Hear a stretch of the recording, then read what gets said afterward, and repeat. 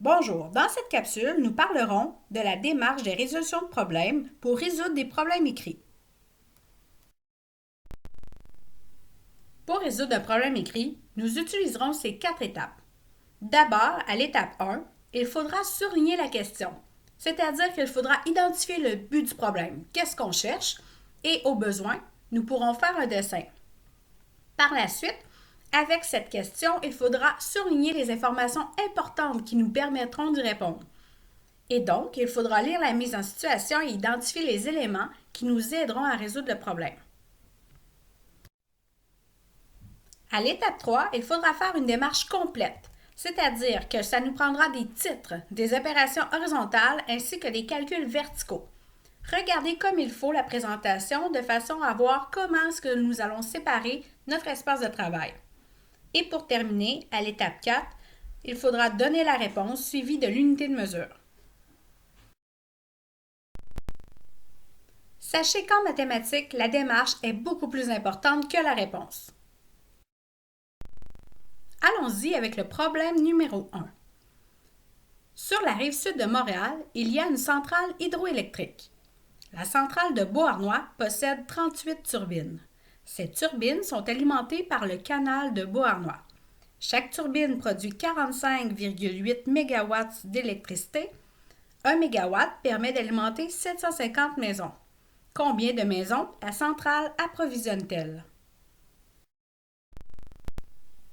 À l'étape numéro 1, nous allons identifier la question en la surlignant par une couleur. Maintenant, nous allons prendre une deuxième couleur pour identifier dans notre situation quels sont les éléments, quelles sont les informations pertinentes pour pouvoir répondre à notre question. D'abord, la centrale possède 38 turbines. Chaque turbine produit 45,8 MW. Il est très important de ne pas surligner seulement les nombres, mais plutôt les nombres dans leur contexte. C'est-à-dire que si nous avions surligné 45,8, ça ne nous dit pas grand-chose. Alors que chaque turbine produit 45,8 MW, là, ça nous dit qu'une turbine produit 45,8 MW. Et donc, l'information dans son contexte nous révèle beaucoup plus d'éléments qu'un simple nombre. Même principe pour la dernière phrase, 1 MW permet d'alimenter 750 maisons.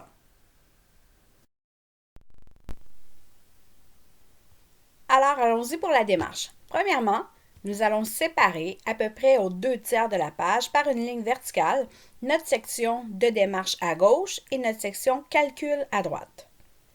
Allons-y maintenant pour un premier titre. Cherchons d'abord le nombre de mégawatts. L'opération 38 fois 45,8 ne peut pas se faire dans notre tête. Alors, c'est là que nous allons nous diriger à droite dans la section de calcul pour pouvoir effectuer le calcul vertical de cette opération-là. Une fois le résultat obtenu, il faut ramener le résultat dans la section de gauche à la suite de l'opération horizontale que nous avions écrite au départ. Maintenant, nous allons trouver le nombre de maisons qui va nous permettre de répondre à la question. Même principe pour l'opération effectuée, impossible de le faire dans notre tête et donc nous allons à droite dans la section calcul, effectuer le calcul vertical.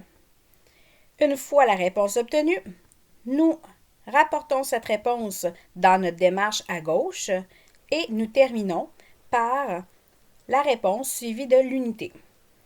Maintenant, il faut comprendre qu'il n'y a pas un seul chemin qui nous mène vers la réponse. Souvent, il y aura plusieurs démarches possibles. En voici une autre qui nous permet de trouver d'abord le nombre de maisons par turbine, puis avec le résultat, de trouver le nombre de maisons pour la centrale, ce qui nous mène vers la même réponse.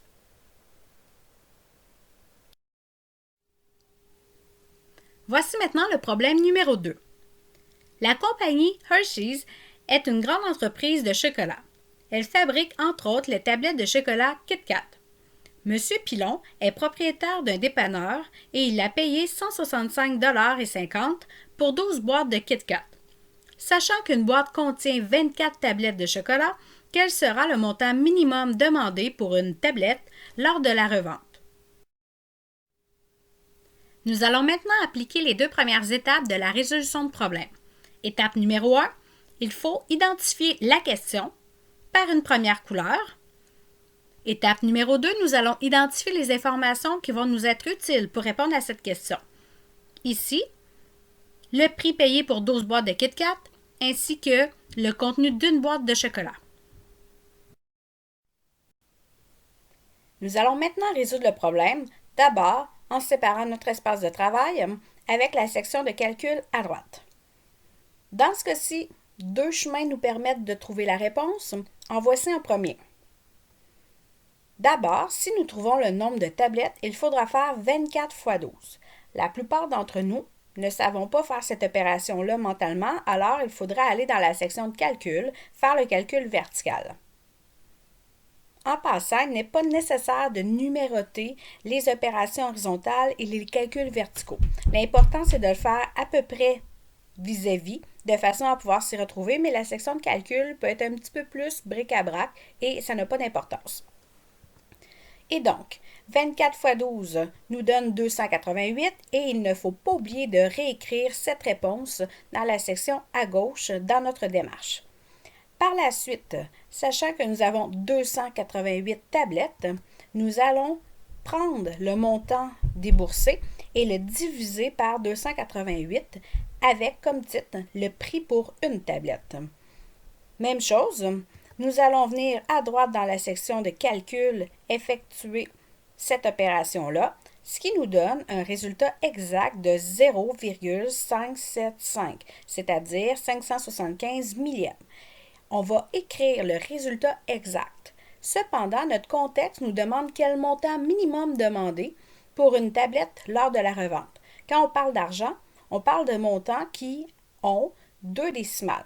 Il faudra donc arrondir cette réponse-là à la position des centièmes.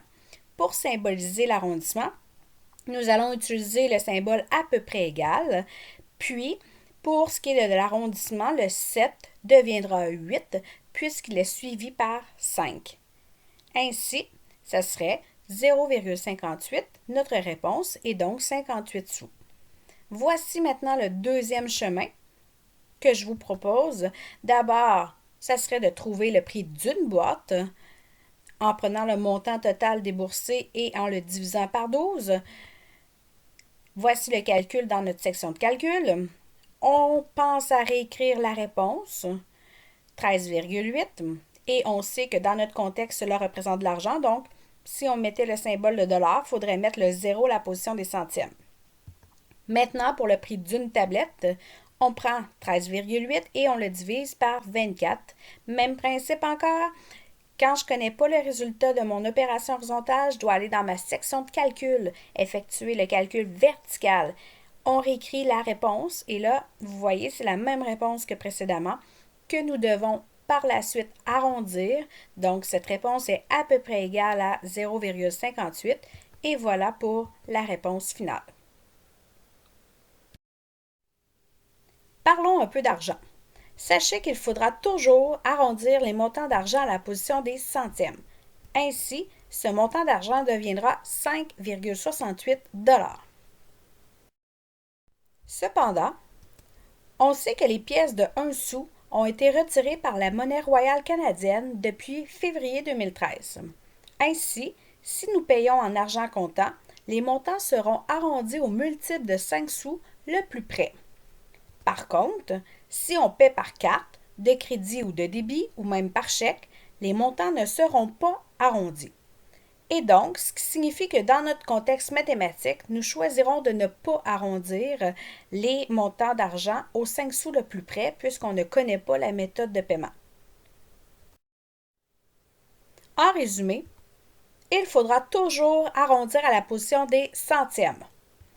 De plus, il ne faudra pas se soucier de l'arrondissement aux 5 sous le plus près, mais il faudra penser à toujours mettre 2 décimales lorsqu'il y aura des décimales.